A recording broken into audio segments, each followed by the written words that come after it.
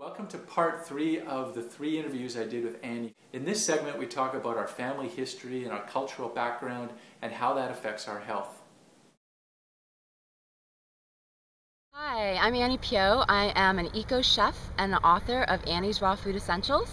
I don't usually go and get my blood and urine work done, except that my mom encourages me to. So about maybe once every 5 years, she begs me. She's like, will you just please go and do a test for me and get your blood test done? Because she's always worried about my iron. She's worried about my B vitamins. She's worried about, what else is she worried? She's just a cholesterol thing or a saturated fat. So there was a point where I was doing a lot of coconut oil and she was convinced. She's like, it's a saturated fat, it's not good for you. So we sort of made a bet and I went and got a blood test, and unfortunately she was right.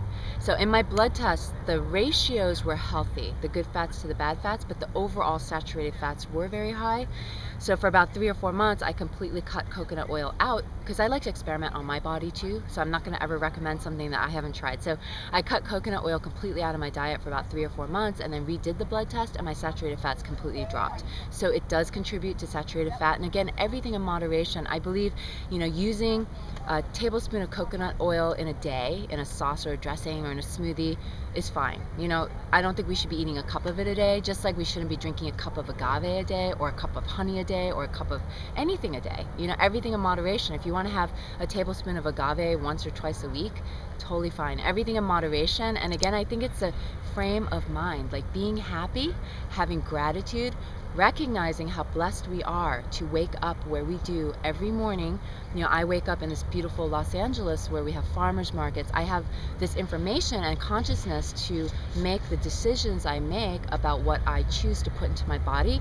I have the option of declining food because I'm not starving to death. I don't have a food shortage. There are people in the rest of the world who don't have food, who are starving, that would graciously accept a bag of processed cheese puffs and eat them as food. So we're so lucky and blessed. So to come from that place first and to really give thanks, have gratitude, be happy, and not to be extreme. I'm pretty lucky because family, I guess my ethnic heritage is actually heavily vegan. A lot of it is raw and a lot of it is actually cultured. So the kimchis are all pickled. There's a lot of pickled vegetables. The miso is actually fermented. It's a ferment, so it's full of enzymes. Soy sauce is actually fermented as well. So there's a lot, culturally and historically, Korea was Buddhist. First and foremost, Confucianism is part of the culture too, but Buddhism traditionally is vegan. We don't have dairy in Asia traditionally. I know today the Western world has now influenced much more, but traditionally there was no milk. Our milk was actually soy milk. So we have, tofu is our cheese. Our milk is made from soy.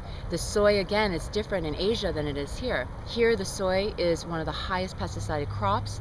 If it's not GMO'd, right? So when you're eating soy here, we're eating soy cheese, soy burgers, soy mayonnaise, soy milk, soy yogurt. So we're actually ingesting a lot more soy than someone in Korea would. In Korea, when you have dinner, you have a whole table full of little dishes, and they're all little vegetables, all the little dishes, and maybe one of the little dishes is a small cube of tofu, and that's shared between a family of 4. So you're maybe eating 1 or 2 tablespoons of tofu. You're not eating a whole tofu burger, tofu cheese, tofu yogurt, tofu shake, so it's just different. It's less processed, it's less chemical pesticided over there. So I've actually grown up in a very healthy environment. My father was actually a raw fooder. So we had an organic garden. We're taught to eat, very close to the earth. My brother and I would tend to our garden. My mom would make us vegetable juices every morning, which I thought was torturous back then, but now I'm really glad, and now I'm doing it myself. It's funny how things go back full circle.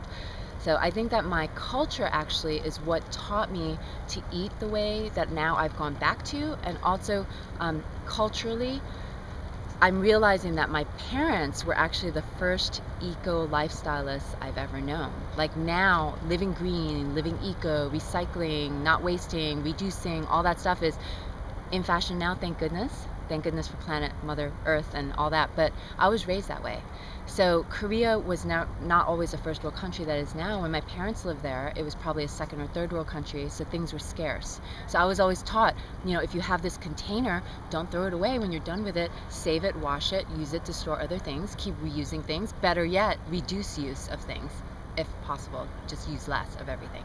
So don't use paper towels. We never did that kind of stuff. For cleaning, cut up old t-shirts or make cloths or things that you can like rinse out and use again. Now that I am who I am, I realize that that was actually really eco-green. Thank you. Thank you.